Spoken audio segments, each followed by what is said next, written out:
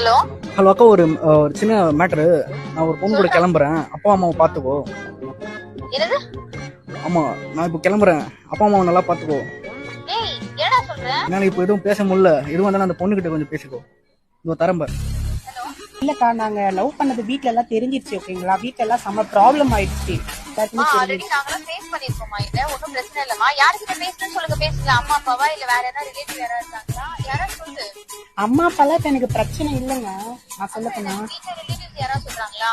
வீட்ல ரிலேட்டிவ்ஸ் அண்ணன் தம்பி யாரும் பிரச்சனையே இல்லை இப்ப எனக்கு.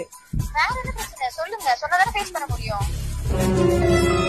ஹலோ ஹலோ, வேற யார்தாம்மா பிரச்சனை உங்களுக்கு? எனக்கு என் வீட்டுக்காரர் தாங்க எனக்கு பிரச்சனை.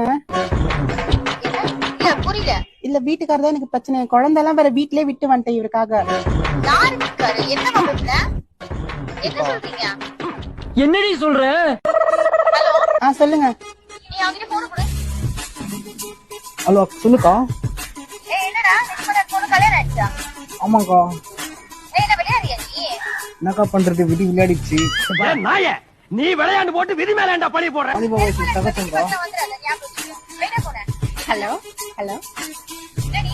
அக்கா, ஒரு 10,000 மட்டும் இருந்தா செலவுக்கு போட்டு விட்டா நல்லா இருக்கும். அடிச்சு போன நாயே.